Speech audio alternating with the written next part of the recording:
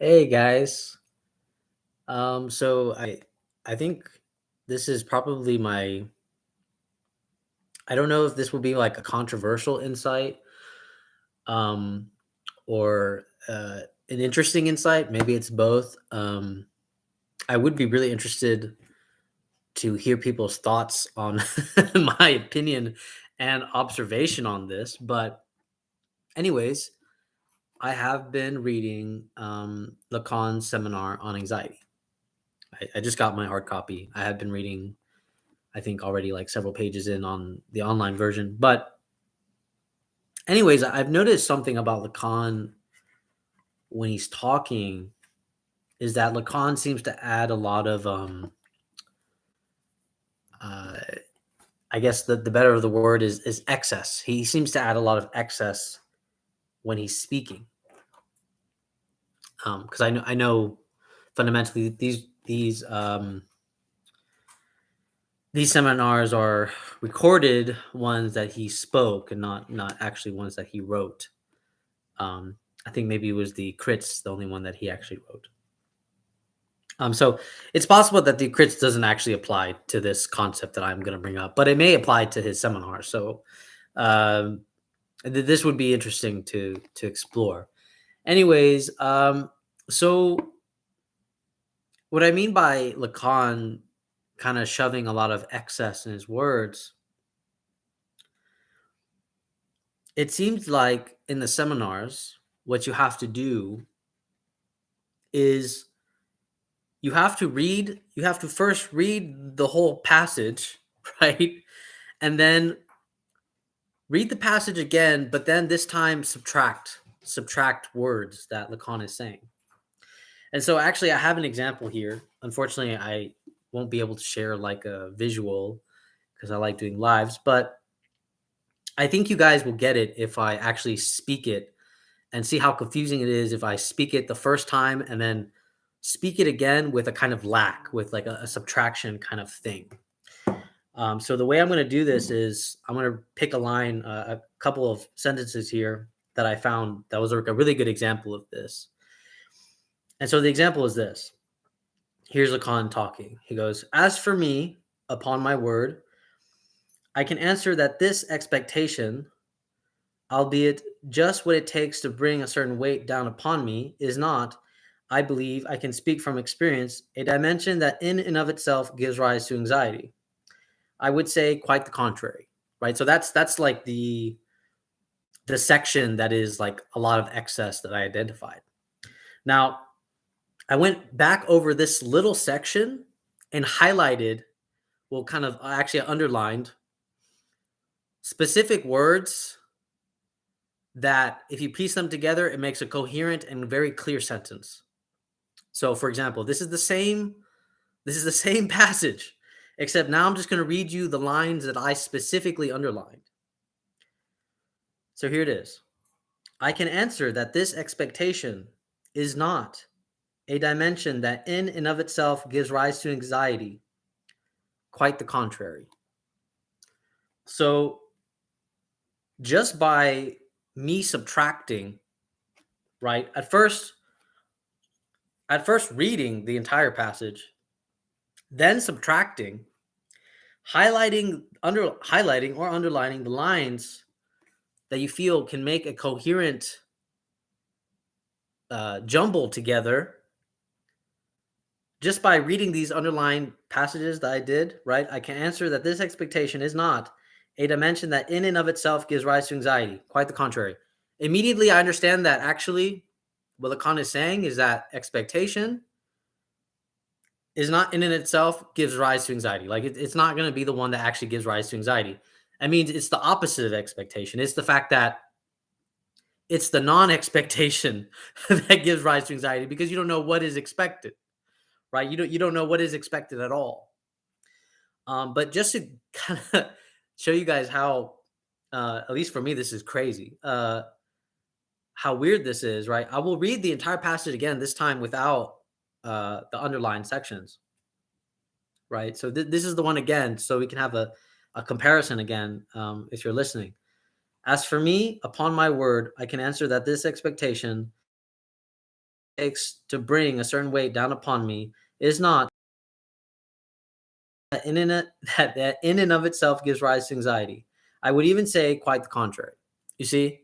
Like, you see how, like, if you read it long enough, if you continue reading, and maybe this is just me, if I read it that way, I actually lose track of what he's saying, right? It seems to already provide some type of like obscurity in what is being said. But if you read Lacan like a kind of lack, like you read it in its excess, and then you read it in its excess, and then that was the dogs. You read it in its excess, and then you subtract. I think you actually get a very interesting and coherent like understanding, or at least you get a better understanding, in my opinion. Um, but the one caveat that I would say is like, definitely read all of it before you start subtracting, because then what's ironic about this is that in order for you to know what to subtract, you have to first read all of it. So you have to understand this. But actually, I have another example that I can share with you guys besides the one I just shared. Um, I will read you the entire piece, and then I will show you how I subtract, and then we can understand this passage together. So the following lines, Lacan goes, I have insisted on making this last reference, which is so close to home that it might strike you as problematic, so as to indicate how I mean to put you to the question that has been mine from the start. At what distance is anxiety? At what distance is anxiety to be posed, so as to speak to you about, without immediately shutting it away in a cupboard, and without leaving it in a vague state either? Well, my goodness, at the right distance. Okay, so so that's like the whole little passage, right? The little piece that I picked out. Now, if we read this again by like subtracting what Lacan is saying, we can get something like this. This would be the reading. It would be, I have insisted on making this last reference. At what distance is anxiety to be poised so as to speak to you about it without immediately shutting it away in a cupboard and without leaving it in a vague state either? Well, my goodness, at the right distance. Or you can actually cut that whole, well, my goodness, you could say at the right distance. So immediately you can understand without like all the jumble, all the excess fat in the way of what Lacan is saying, because honestly, sometimes it's not like super clear, or you kind of, it seems like you can lose your way when you're reading what Lacan is saying, because it's like a seminar. It's like, what I understand, it's like a vocal thing that he's saying. So, but it's kind of genius about why he's kind of like an obscurist in a way. At least he's notoriously obscurist.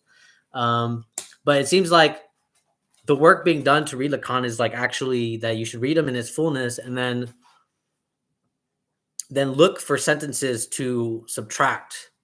And then when you find those sentences to subtract, you get like a lacking sentence basically.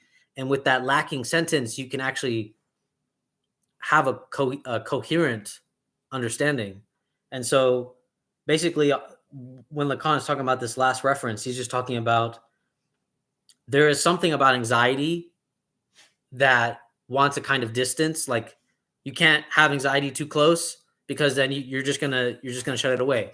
But then you can't have it too far, because if you're thinking about perceptual distance, it becomes obscured, and it's too vague for you to know what it is. So Lacan is basically saying, like, we just need to have like a right distance to where we can know what it is, and also at the same time we can not it's far enough that it doesn't like make us want to hide it.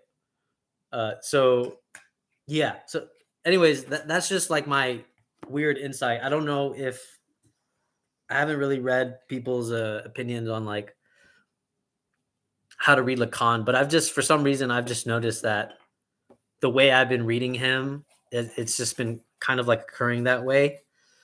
And I find it kind of fascinating. I'd be really interested to try this with like other philosophers. I wouldn't know if that would work, but it would be interesting to try that method of like, lack reading, reading lack.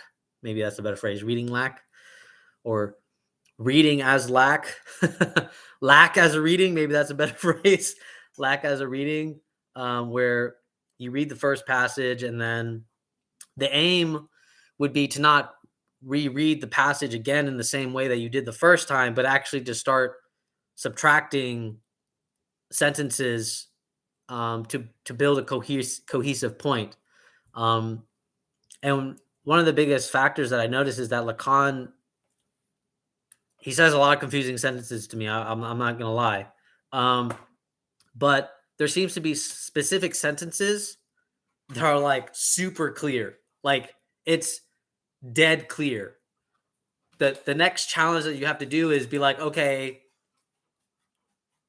what are the clear sentences, and just start like connecting the dots, and then you can see how like everything that's in the middle, or all like the fat, the excess that kind of gets you confused, because it's like he what he does is he kind of like trails you off into like this direction, or like left and right, and then you get to this clear point, and then you're like, how the fuck did I get here?